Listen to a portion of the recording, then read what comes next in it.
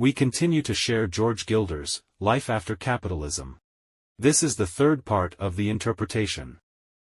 In recent years, there's a popular phrase in China called "take a confidence pill."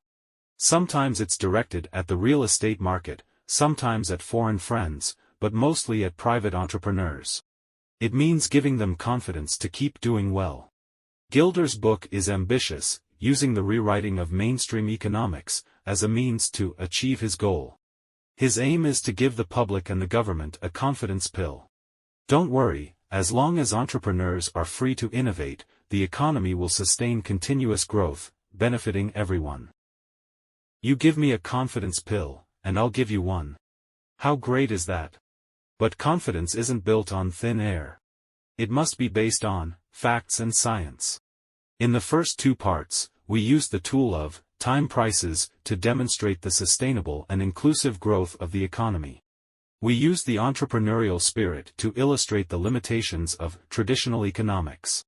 In this part, we need a bit of theory. To understand economic growth, you must grasp the essence of wealth. The reality is that economists lack consensus on the definition of wealth. Wealth must be something valuable, but how to assess value?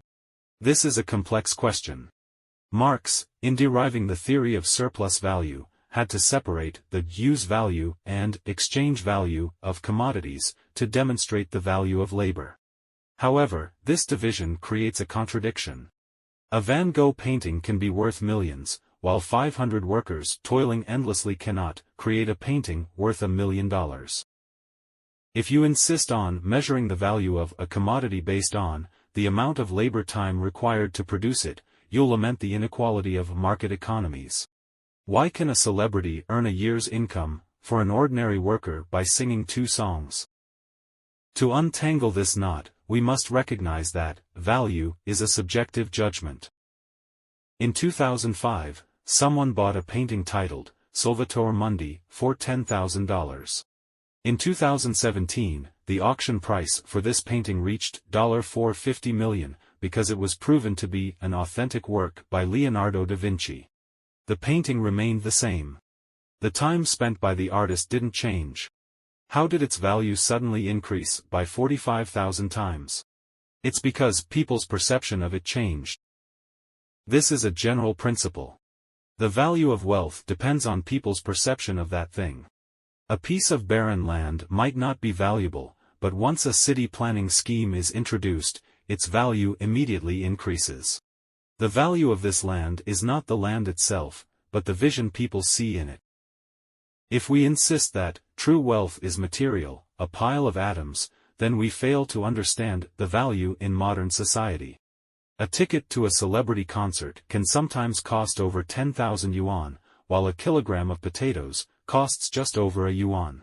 Yet, in the eyes of concertgoers, the value of that ticket equals the value of 10,000 kilograms of potatoes. We say something is wealth because it aligns with human preferences. Things people are not interested in, no matter how abundant or how many atoms they comprise, are not wealth. Wealth must be determined by human factors. Some argue that wind energy is renewable because it's abundant in nature, while oil is non-renewable. Gilder disagrees. 1,000 years ago, oil was also abundant and free. Its real value is not scarcity but the human factor it possesses, knowledge.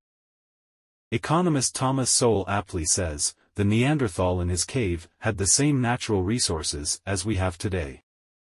Wealth is not reflected in the quantity of resources but in the human factor associated with those resources. Evaluating wealth based on human factors is putting people first. Ignoring human factors and focusing only on quantity is materialistic superstition. Human factors is a term I've coined, as I find it more universally applicable. Gilder calls it knowledge. Let's take the simplest example. A microchip. In 2022, the world's total GDP surpassed $100 trillion, a remarkable growth achievement. The primary driving force behind this achievement is information technology, also known as silicon technology because the key to information lies in microchips. Now, how much substance is there in a microchip? Not much. The main elements in a microchip are silicon, oxygen, and aluminum. These substances aren't particularly valuable. Gordon Moore, the inventor of Moore's law, said, silicon, oxygen, and aluminum in semiconductor chips are the three most abundant elements in the Earth's crust. The crucial aspect is not the quantity of substance in the microchip but the arrangement of those substances, which is knowledge. Physicist Cesar Hidalgo, in his book, Why Information Grows, gives a more dramatic example. The Bugatti Veyron, priced at $2.5 million, is more expensive than an equivalent weight of silver. However, this car isn't made of gold. If it's destroyed in an accident, it becomes worthless. The value of the Bugatti Veyron isn't in the materials but in the information it carries. Hidalgo uses the term information, Gilder prefers knowledge, and I suggest human factors because technology is just one aspect, and branding might be the main one. Nonetheless, the key point is that, in this car, the value of virtual things far exceeds that of tangible things. This trend has been happening for a while. Whether it's technology products, fashion brands, or biopharmaceuticals, the material is just a carrier, and the proportion of value in information or knowledge or human factors is the major part. In simple terms, now when you buy these things, you're essentially buying software.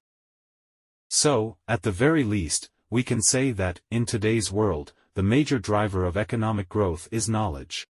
While Gilder states more definitively, wealth is knowledge. I believe making such an absolute statement dismisses the value created by simple physical labor. However, for discussing economic growth, that's just a detail. The value of modern labor is reflected in knowledge and technical content or, as in the case of a celebrity concert, in the human factor, not just in how hard or tiring the work is. The average working hours for Chinese people are among the highest globally, but compared to the past, our work hours are shorter, and leisure time has increased.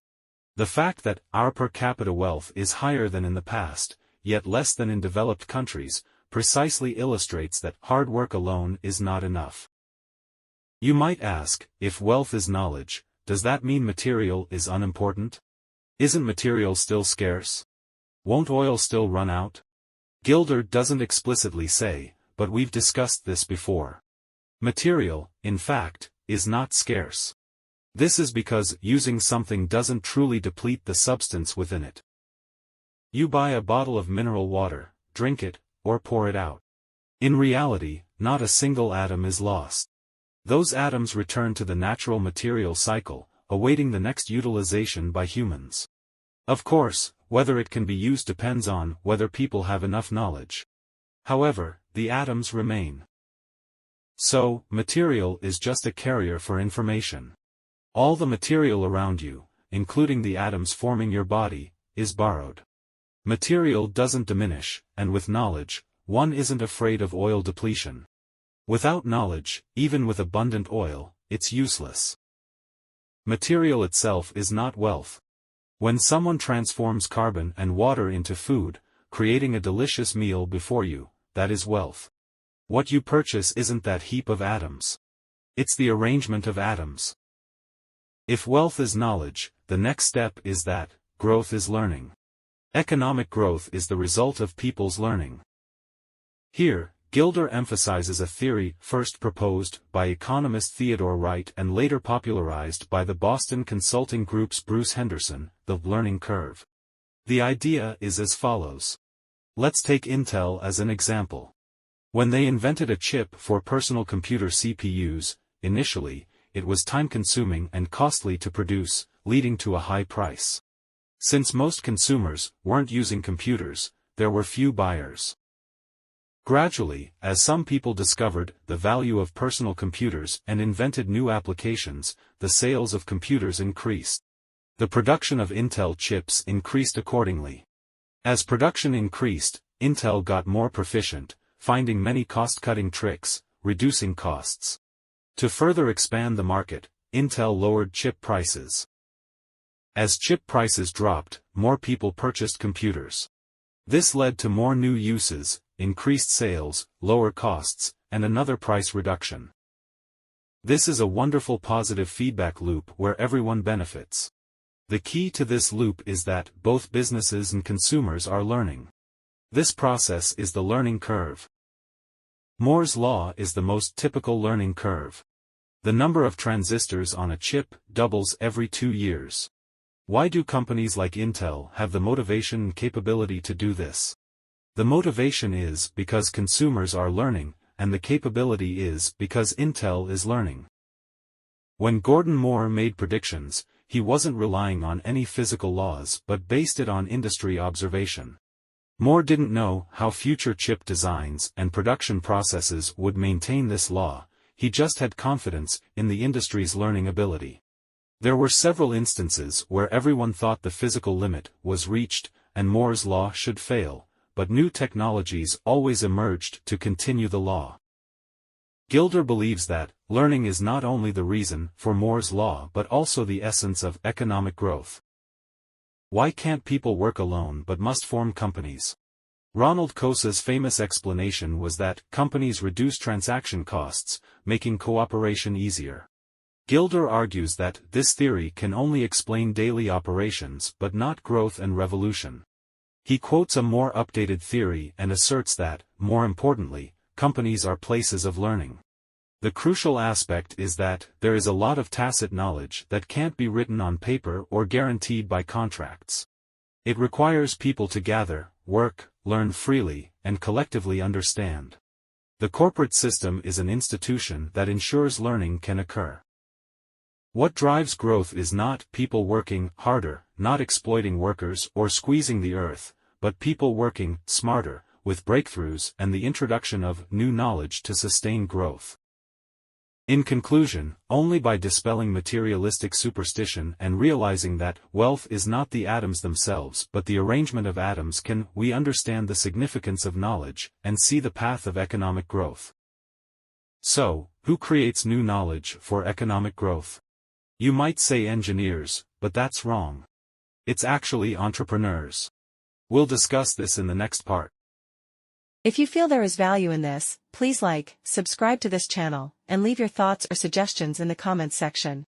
Let's grow together and read more good books.